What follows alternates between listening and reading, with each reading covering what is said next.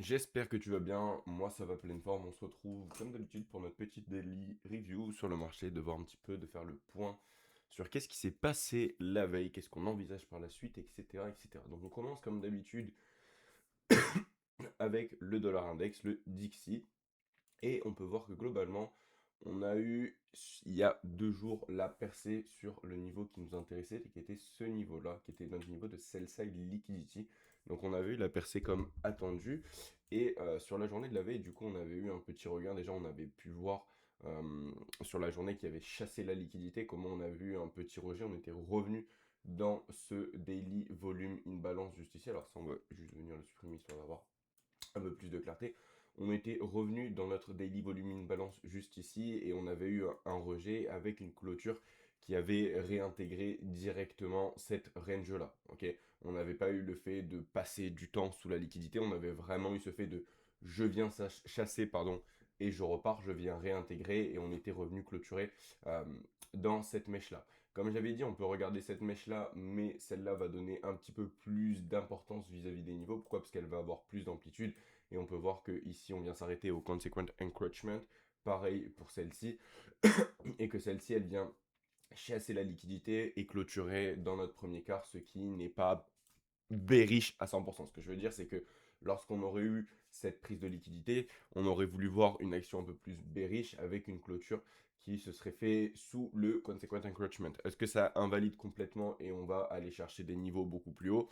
Absolument pas. Ça ne veut absolument pas dire ça. Ça veut juste dire que c'est une information qui n'est pas à 100% bearish. Personnellement, sur cette liquidité-là, ce que j'aurais préféré voir, c'est une clôture sous le milieu et ça m'aurait conforté dans l'idée qu'on va continuer à évoluer vers le bas. Là, comme j'avais dit, on a potentiellement un retracement pour venir réintégrer ce Daily CB. On est venu le réintégrer sur la journée de la veille. On peut voir que globalement, on est revenu dans notre volume in balance qui est juste ici. Ok, donc ce qu'on va faire, c'est qu'on va prendre celui-ci, histoire de ne pas en avoir énormément sur le graphique. On peut voir qu'on est revenu dans notre daily volume in balance et que la clôture se fait largement plus bas. Ok, donc on a trouvé pour le moment cette notion de premium. Est-ce que ça veut dire que le retest du CB est terminé? Ça, c'est pas sûr, parce qu'on peut venir encore dedans. Moi, honnêtement, j'envisage qu'on y revienne encore dedans. Donc, je vois encore par la suite le dollar potentiellement pousser légèrement la hausse pour voir ce qui va se passer. Donc, comme j'avais dit, on avait cette mèche qu'on peut venir voir sur du plus court terme les interactions qu'on va avoir avec celui-ci. Donc on peut voir que lorsqu'on est venu chasser la liquidité, on a trouvé de la sensibilité au milieu de notre volume in balance daily. Donc pour rappel, c'est toujours la même chose qu'on utilise, c'est-à-dire les milieux, les premiers quarts, les deuxièmes quarts. Pourquoi? Parce que ça nous permet de savoir si à ce moment-là l'actif il est bearish ou s'il est bullish. Ça nous permet en fait d'évaluer la force de l'actif. On n'utilise pas d'indicateur. Pourquoi est-ce qu'on n'utilise pas d'indicateur? Pour la simple et unique raison qu'un indicateur est basé sur des formules mathématiques. Il suffit de torturer au maximum les chiffres et les numéros pour que tu aies le résultat souhaité. Si tu pars de 2 et 2 et que tu fais toutes les additions, les soustractions que tu veux, rien qu'en utilisant le chiffre 2, tu peux pratiquement avoir tous les résultats que tu veux. Donc c'est un petit peu la même chose pour les indicateurs. C'est généralement énormément de formules mathématiques qui torturent les chiffres, j'ai envie de dire, et qui donc en fait nous donnent le résultat espéré.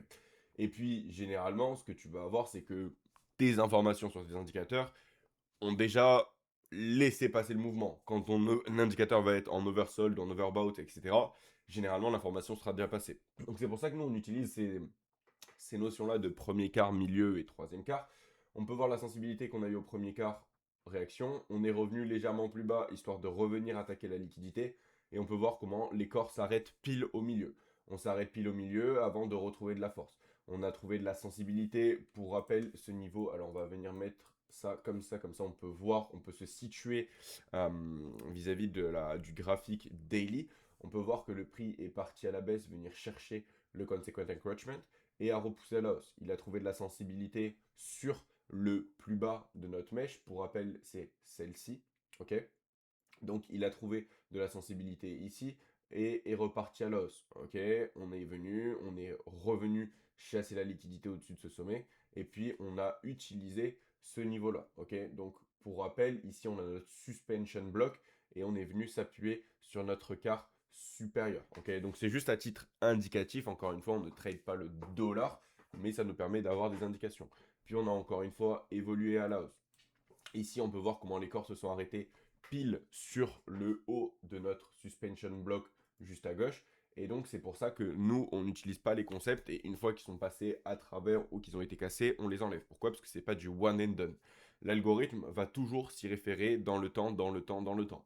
Donc oui, une fois que le niveau a été utilisé un grand nombre de fois, il va venir perdre en efficacité, il va venir perdre en précision, etc. Mais pour le moment, on n'est pas venu énormément de fois dans ce niveau. Et puis on peut voir que sur de l'intraday, sur du court terme, le prix s'y réfère. Pardon. Si on regarde les... On va y arriver. Les prix sont déjà affichés. On peut regarder que là, à ce niveau-là, le haut de notre suspension block, ça va être 98 182. Et si on regarde ici le cours de clôture, donc du coup de cette bougie qu'on va pouvoir voir affiché avec le C ici, on va voir qu'il affiche 98 181. Donc un tick d'écart avec notre haut de notre suspension block sur du Dixie. Donc on a quand même une précision qui est réellement importante et c'est pour ça que on n'utilise pas du one and done. Puis on a le marché qui pousse à la hausse, qui va venir laisser un fair value gap busy. Le prix qui revient dans notre fair value gap busy, on peut voir toujours la même chose, la notion de on a laissé une partie ouverte. On est revenu, on a à peine venu chercher le sommet. On a eu un institutional order flow entrée drill qui est très simplement le fait de revenir dans un fair value gap, de ne même pas venir chercher le milieu, d'uniquement rester dans la partie supérieure et de directement répulser vers le haut. Si par exemple ici tu es en long, on dit qu'on n'est pas sur le dollar, parce que comme on le sait, on ne trade pas le dollar, mais si tu étais sur un autre actif, ici, lorsque tu as ce retest ici, ben, quand tu as ça et que le prix commence à repartir, cet institutional order flow entry drill, c'est vraiment une confirmation qui est top quand tu es long. Pourquoi? Parce que ça te dit que l'actif est réellement déséquilibré à la hausse. Et puis on peut voir ce qui s'est passé. On a laissé une grande partie de ce fair value gap ouvert, donc qui nous suggère vraiment un déséquilibre haussier. On avait cet order block, on est venu chercher order block, fair value gap haussier, boum, répulsion, on est parti à la hausse, etc., etc. Ici, on avait cette mèche-là, pour rappel, qu'on est venu intégrer. On est venu s'appuyer sur le low, on est venu clôturer au-dessus du consequent encroachment, qui est le milieu, et on peut voir à quel point on est venu le rechercher. C'est pareil, on pourrait venir regarder, encore une fois, ce niveau-là, 98 462, et si on regarde cette bougie-là, ici, cette bougie noire, le plus bas, qui va être juste ici, hop, on va se mettre comme ça, on le voit mieux, qui va être de 98 461. Donc encore une fois, un tick d'écart avant d'avoir, boum, cette grosse répulsion. On peut voir également, quand on est venu dans le volume in balance, comment le prix va venir respecter notre niveau. Ok, on pourrait faire exactement la même chose, c'est-à-dire regarder le haut de mon daily volume in balance qui va se trouver à la clôture de cette bougie-là, qui va être à 98 634. Ce niveau-là donc va être 98, je vais y arriver ce matin, 634. Et si je regarde le haut de cette bougie, il va être de 80, le clôture pardon, qui va se trouver à cet endroit-là, va être de 98 634. On est au centime près à la clôture de mon volume in balance. Donc on peut voir avec la précision laquelle ces niveaux fonctionnent. On vient chercher le sommet et là on a cassé vers le bas. On peut voir qu'on a deux bougies haussières à la suite avant un réel mouvement baissier, un réel displacement. Ça va être un order block bearish. Et on peut voir également comment après, à la suite de ça, le prix revient sur l'opening price avant d'avoir ce mouvement baissier qui va venir chercher quoi? Le premier quart de notre mèche. Une fois que le prix se trouve en dessous d'une mèche, il y a de fortes chances qu'il utilise ces niveaux comme premium pour venir trouver de la sensibilité, de la résistance. Et une fois qu'il se trouve au-dessus, l'inverse comme discount. Ici, on vient chercher l'ordre en bloc, boum, on vient casser. Premier quart avant de venir réintégrer une fois de plus notre daily volume in balance. Et puis après, sur la fin de la journée, on a eu cette cascade vers le bas. On peut voir la sensibilité qu'on a trouvée pareil sur le sommet. On est venu légèrement plus haut, coloré en dehors des lignes. Pourquoi? Parce qu'on avait ce fair value gap à prendre en compte et on a également ce daily volume in balance qu'on peut venir, pardon, ce daily volume in balance, ce petit volume in balance qu'on peut venir noter. On est venu casser une fois de plus, clôture sous le milieu, on est venu rechercher de la sensibilité, fair value gap, institutional order flow entry drill. Si on regarde le plus haut de cette bougie est légèrement plus haut que celle-ci, on vient casser, trouve de la sensibilité sur le bas de la mèche, on revient légèrement plus haut dans ce fair value gap avant de casser vers le bas. Ok, donc globalement, on se trouve ici pour le moment. Donc notre dollar pour le moment, je dirais qu'il est un peu dans un endroit un petit peu piège. Pourquoi? Parce qu'on est venu déjà chercher cette liquidité-là. Et donc à ce moment-là, il peut venir continuer d'aller vers le bas, mais il peut également continuer d'aller vers le haut. Je suggérerais qu'on ait potentiellement un peu plus de retracement à ce niveau-là, qu'on puisse revenir une fois de plus dans notre daily CB avant de pourquoi pas drive vers le bas. Mais pour le moment, on n'a aucun signe qui nous dit que, pardon, excuse-moi, que le dollar va repartir complètement à la hausse. Je dirais qu'on va avoir les interactions et comme on a dit, on ne veut pas avoir de corps qui sont restés dans cette partie haute. Ça nous permettrait d'avoir des réelles indications baissières. Donc voilà où on en est en gros pour le dollar. On change de suite et on va aller sur NQ. On va faire un point d'abord sur NQ ici. Pourquoi est-ce qu'on va faire d'abord un point sur NQ et après on va regarder les autres index?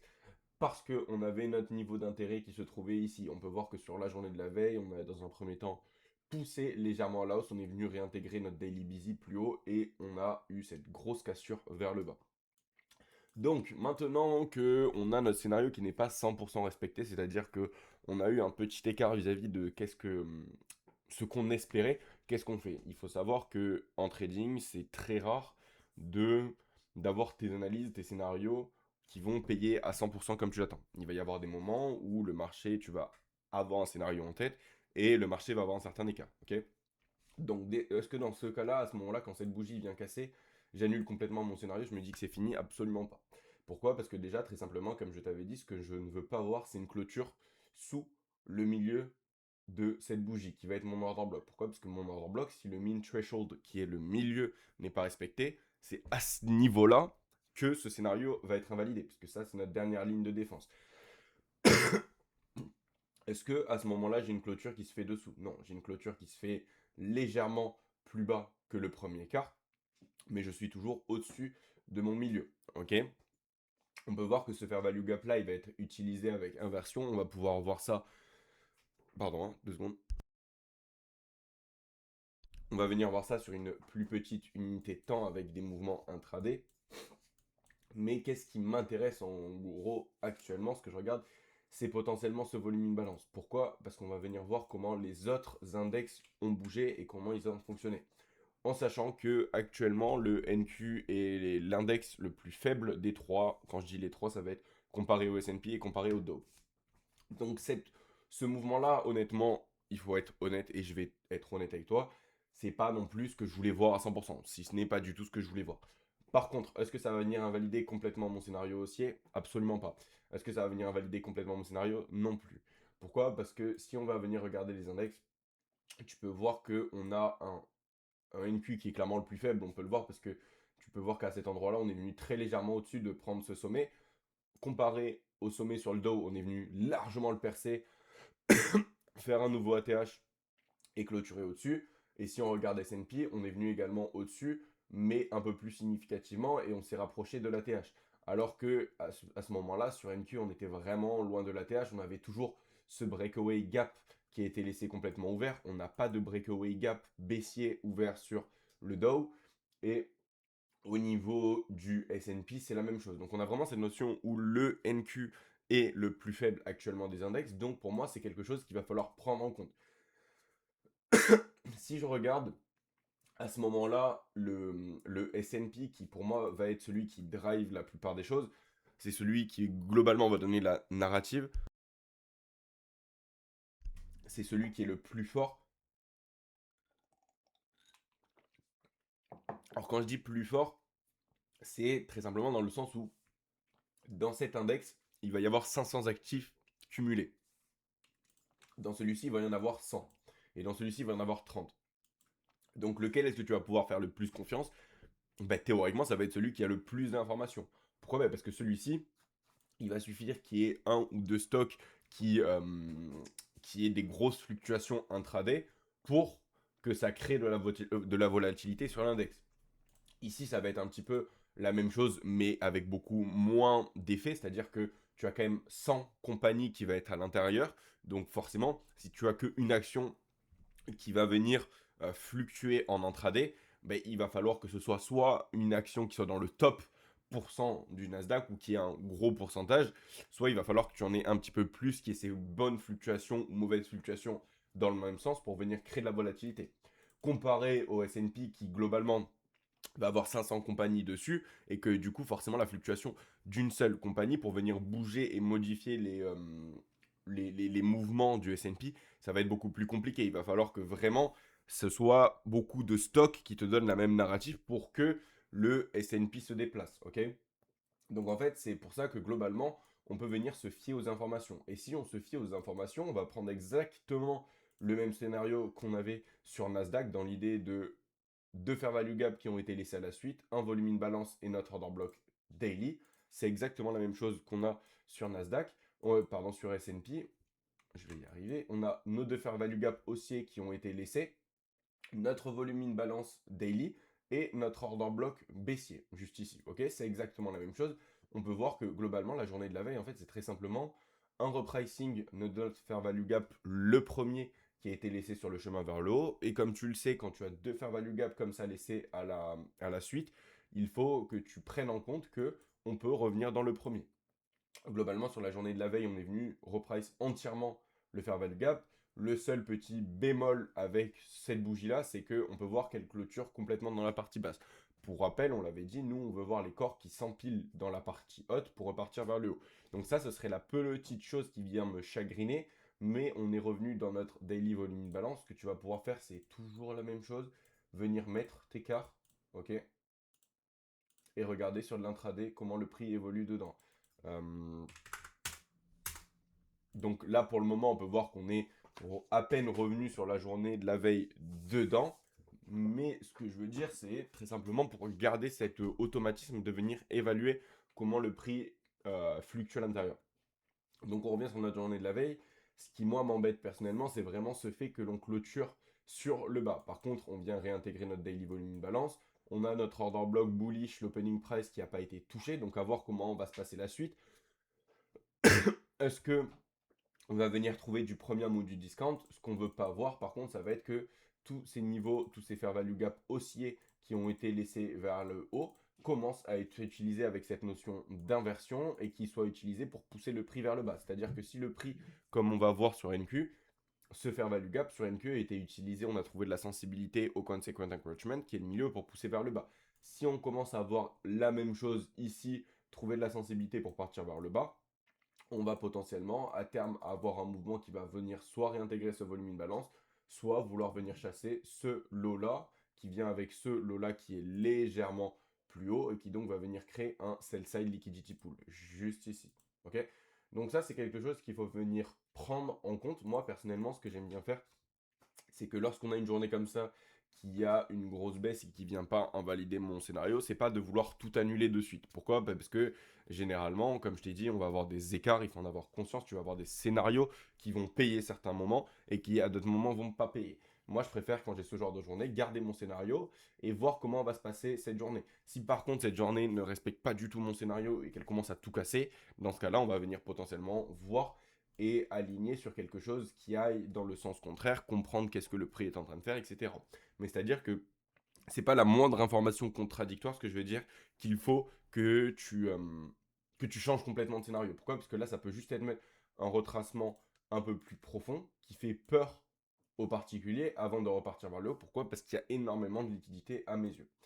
Donc globalement, on se trouve ici. Donc on va venir faire plutôt un point de main également sur comment c'est passé par la suite. Mais à ce moment-là, je ne veux pas du tout invalider.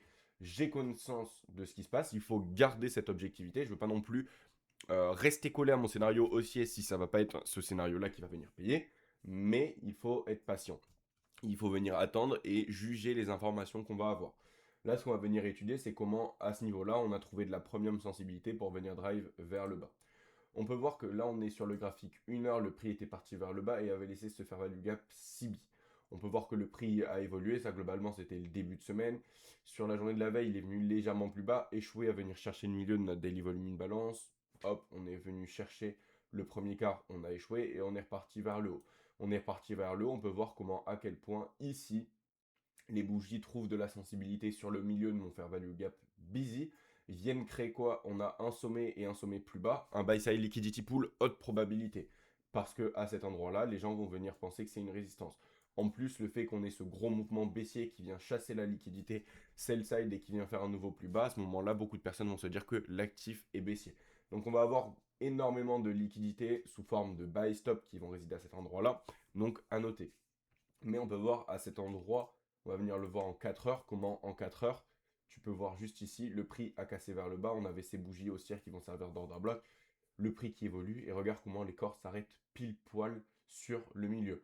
Cassé vers le bas, on est venu récupérer la liquidité, donc globalement, on va attendre de voir ce qui va se passer pour la journée d'aujourd'hui. Mais comme je t'ai dit, je ne veux pas tout invalider mon scénario. Si par contre, je commence à voir le prix qui revient à ce niveau-là et qui trouve cette notion d'inversion, c'est-à-dire qu'on vient utiliser le milieu avant de driver vers le bas, là, potentiellement, on va aller chercher des prix plus bas pour pourquoi pas venir chercher la liquidité qui réside sous ce creux et pourquoi pas sous ce creux. Mais pour le moment, comme je t'ai dit, je préfère attendre cette journée patiemment, de voir un petit peu comment elle se passe avec ce qu'on ne veut pas voir sur la journée d'aujourd'hui, c'est cette notion d'inversion sur nos niveaux daily, c'est-à-dire que ce busy là, s'il commence à être utilisé avec cette notion d'inversion, ça nous traduira un order flow baissier et ça traduira potentiellement des prix plus bas à venir. Donc voilà où on en est. On va venir jeter un petit œil aux 15 minutes pour finir tout ça. Alors sur la journée de la veille, qu'est-ce qu'on a eu? On a eu le prix, on a trouvé la sensibilité sur le premier quart, on est venu plus haut, on a échoué à venir reprendre le premier quart. Mouvement haussier, deux fair value gap busy qui ont été laissés ouverts, ok, on a eu cette légère consolidation, on est venu chasser le sommet juste ici. Le prix qui a se consolidé à cet endroit-là. Finalement, le prix qui a cassé vers le haut, histoire de venir chasser la liquidité. On a un sommet qui est légèrement plus bas. On vient chasser la liquidité buy side avant de venir casser vers le bas. On vient casser vers le bas, on va avoir un lot qui est légèrement plus bas et un lot qui est légèrement plus bas. Donc on va avoir un sell side liquidity pool haute probabilité. À ce moment-là, quand le prix va venir casser vers le bas, il va venir prendre ce short term low, ce short term low juste ici et celui-ci. Il va venir, est-ce qu'on va venir voir ce qu'il a fait sur ce mouvement baissier? Est-ce qu'il a laissé un fair value gap? Oui, il a laissé un fair value gap baissier ici, à cet endroit-là. Quand le prix va revenir, c'est le modèle ICT 2022 qui consiste très simplement à venir analyser quand tu as une cassure, un displacement vers le bas. Ici, on a l'éléphant qui est rentré dans la piscine. On peut voir que globalement, le prix évolue à la hausse. Et donc, boum, là, on a vraiment un mouvement significatif vers le bas qui va venir casser la structure.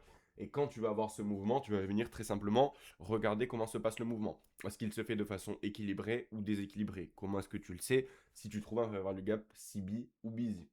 Dans notre cas, on a une cassure vers le bas, donc on va voir un fair value gap CB. On peut voir qu'on a laissé un fair value gap CB à cet endroit-là, le prix qui revient, et donc quand il revient à cet endroit-là, ici tu as une possibilité de short le marché, et c'est très simplement le modèle ICT 2022. Ici tu short le marché, stop loss au-dessus de ton sommet, et tu peux, première target, venir chercher ce je vais arriver, ce sell side liquidité juste ici, et puis tu as un lot ici et un lot qui est légèrement plus haut. Haute probabilité liquidité, tu aurais pu target ça. Personnellement, ce que je conseille, c'est de prendre du profit ici, car si le prix vient ici et repart à la hausse, tu aurais payé le trader, tu aurais pris ton argent. Mais donc très simplement, là, c'était juste pour te montrer que ici on avait une entrée ICT modèle 2022. On peut voir comment les prix viennent consolider sur notre fair value gap busy high avant de boom, de venir rebreak vers le bas. Donc si ça t'intéresse également, quand on fasse ces daily reviews, que je te parle des petits modèles ICT qui existent, qui sont vraiment faciles à avoir, moi personnellement c'est pas du tout mon modèle, je trade uniquement 20 minutes dans la journée par rapport à ma psychologie et ma façon de faire. Si ça t'intéresse que je te parle un petit peu plus de ma stratégie, je peux le faire également. Mais également, si tu veux que dans la journée, je prenne des moments intraday où je te dise, ben voilà, là tu avais cette entrée ICT vis-à-vis de ce modèle-là pour cette raison, etc., etc., c'est quelque chose que je peux faire également si ça t'intéresse. Donc voilà en gros pour aujourd'hui, dans le scénario dans lequel on se trouve. Mais globalement, on a un petit écart vis-à-vis de ce qu'on attendait, ce qu'on espérait voir. Mais ça n'invalide pas tout. Pourquoi? Parce que pour moi, S&P va globalement donner une bonne narrative. Le seul petit bémol qui va venir m'embêter, encore une fois, ça va être le fait qu'on vienne clôturer dans la partie basse. J'aurais préféré largement avoir cette bougie qui clôture au milieu et ça m'aurait donné une vraie bonne narrative pour aller plus haut. Si par exemple, même si NQ avait clôturé à cet endroit-là, mais que je voyais S&P qui revenait dans ce volume in balance, qui était venu chercher l'order block et qui clôturait partie haute, ça aurait été un bon signe que à terme on vient chercher vers le haut. Mais ça n'en valide absolument pas tout. Et comme je t'ai dit, moi personnellement, à la suite de ça, quand tu vois tu as un petit écart vis-à-vis de ton scénario, je préfère prendre du temps sur la journée d'après. On n'est pas pressé des journées de trading, tu en as 5 par semaine. Il faut savoir qu'on n'est pas non plus dans les conditions optimales de trade, c'est-à-dire qu'on est en décembre. Donc, il faut savoir patienter, il faut savoir prendre les informations quand tu les as. Mais il faut avoir conscience que tu vas avoir des scénarios et des fois ça va être respecté, des fois ça va pas être respecté. Si tu penses que tu vas avoir tout le temps raison et que c'est 100% du temps que tu dois avoir raison pour faire de l'argent en trading, je préfère te le dire de suite, tu vas vite rencontrer des problèmes. Il faut que tu aies le droit à l'erreur, tu n'as pas besoin que tes scénarios payent à 100%. Par exemple, on a eu des moments où ici ça a payé, ça te permet de te donner un biais haussier à plus ou moins court terme. Donc il faut savoir que voilà, il y a des moments où ça va venir payer, il y a des moments où ça va pas payer, mais l'erreur existe en trading. Il faut en avoir conscience. Un trader qui te dit qu'il ne fait aucune erreur, c'est Pardon. C'est impossible. Donc l'idée, c'est juste d'en avoir conscience, d'être préparé. Comme ça, quand tu as un petit écart, tu ne paniques absolument pas. Tu cherches pas absolument à prendre des positions, comprendre ce qui va pas. Tu prends le temps et tu réfléchis à qu'est-ce qui se passe pas. D'avoir des niveaux qui vont venir te permettre d'invalider ou non certains scénarios, comme par exemple j'ai mon order block, le milieu me permet d'avoir un point de référence, très simplement. Sur ce, je te souhaite une très bonne journée de trading et je te dis à demain.